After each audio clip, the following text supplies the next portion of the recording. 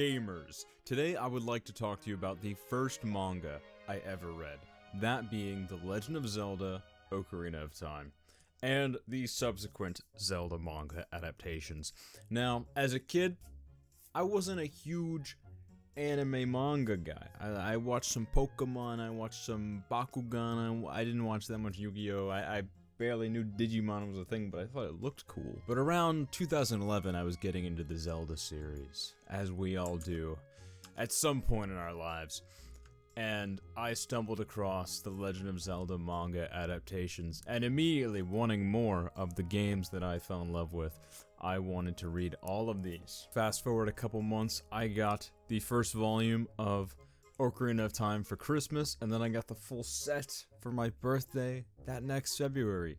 It was crazy, dude. So, after reading all of those, what do I have to say about them? Now, actually, I haven't reread all of them. I reread Ocarina of Time very recently. Very interesting and well put together adaptation, I will say. And now that I finally finished Majora's Mask, I am probably going to also read its manga adaptation. These adaptations were primarily helmed by Akira Himekawa and went from the year 2000 to about 2009 before returning in 2016 for the adaptation of Twilight Princess, which only came out when Twilight Princess HD was coming out. Now that's the one I haven't read. I'll get to it maybe someday. Oh, there's also the old-ass manga, like for the original NES/Famicom Zelda, as well as Zelda 2. I definitely didn't read those either. I think there is also another alternative Link to the Past manga. Yeah, there's a Link to the Past manga here from 1994 that ran all the way till 1996. But the one volume Link to the Past manga from 2005 is the one most people are familiar with. I remember not caring for that one. These weren't released in game order, but I always put them in game order on my shelf, so I guess I will go through each one of them and tell you my thoughts from what I can remember. So of course, first in release order of the games, not the manga, is A Link to the Past. And I remember not liking this too much, but I think I would like it a lot more these days. I remember it being kind of romance focused between Zelda and Link, which is something that I'm sure a lot of people would be all over these days. Something I've definitely come around to. But overall, I found it to lack the action, excitement, and depth of the others, and it is just one volume after all. The real heavy hitter, and the one that is most fresh in my mind, is the Ocarina of Time adaptation. And honestly, it's super good.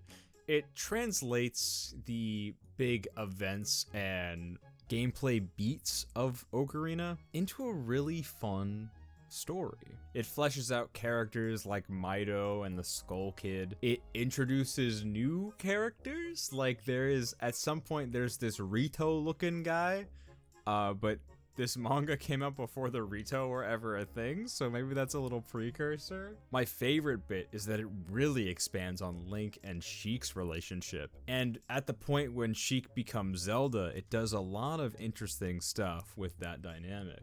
I found Link to be a genuinely very, very interesting character in this. It really goes into his feelings about his 7-year time skip, the youth that he lost, and the immaturity he still carries. It takes interesting liberties here and there. Apparently, Velagia, the boss from the Goron Temple in Ocarina of Time, was Link's pet dragon for a time when he was a youngin'. So that's new. It's not like filled with depth or anything, but it's certainly interesting. The next is Majora's Mask, and honestly, since I'm just about to read it, I might have to read it before my Majora's Mask video and go into it there, but I really don't remember that much about it. Back then, I had never played the game, so all I knew of the game was from YouTube and from that manga, and to me at the time, and looking back on it, it seemed like a fairly spot-on adaptation. It took interesting liberties that I know of in the form of Link under the influence of the great deity's mask,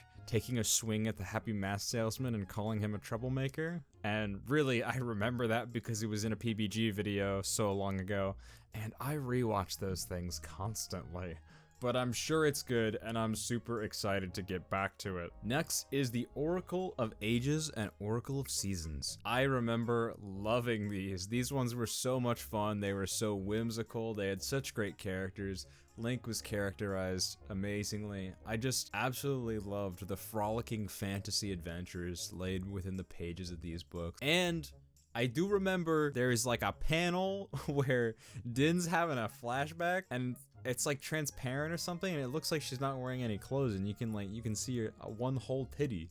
My 10-year-old brain was exploded at that moment. This brings us to the one piece of Zelda manga from this run that we never got. Well, saying it's from this run may be a bit of a stretch because it was made by a completely different guy, but the Legend of Zelda Wind Waker manga was never translated into English, so I never read it.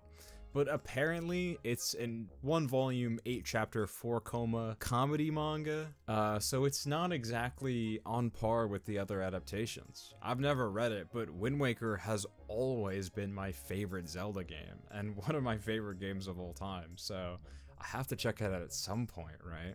Maybe I'll get back to you on that one. This was my favorite as a kid, The Legend of Zelda 4 Swords.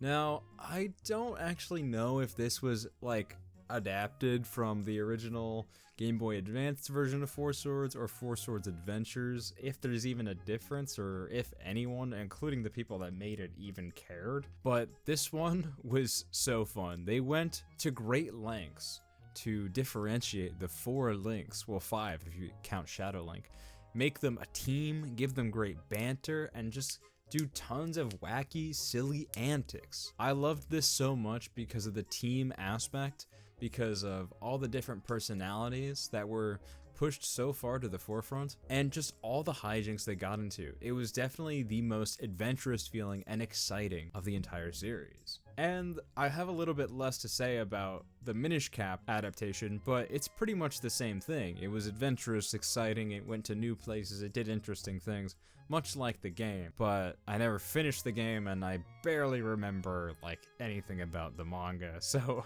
I can't really speak on that. I haven't read the Twilight Princess adaptation, but I've heard very good things about it, and I'm honestly pretty excited to dive into it, but I don't know when I'll be doing that. Sometime after I finish Twilight Princess, which I still haven't played, crazy enough. So, what do you guys think about the Zelda manga? Have you read it? Do you like it? Do you have a favorite? Please let me know, because I know that this is an aspect of the Zelda franchise that has been, I don't know, vaguely forgotten over the years, but I'm sure many of us have experienced it, especially around that time, or even later, because they did end up re-releasing the books. Granted, on that, let me say that I am not a big fan of the legendary editions of the Zelda manga. Sure, the print quality is better, they're big and nice, they look great on the shelf, they're very beautiful editions, but they are still in black and white. They have a few color pages, but the rest is in black and white. I really just wish they did a full color edition.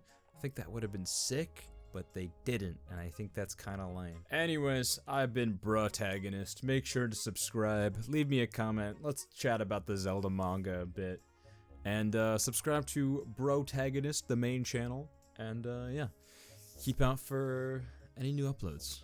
Peace.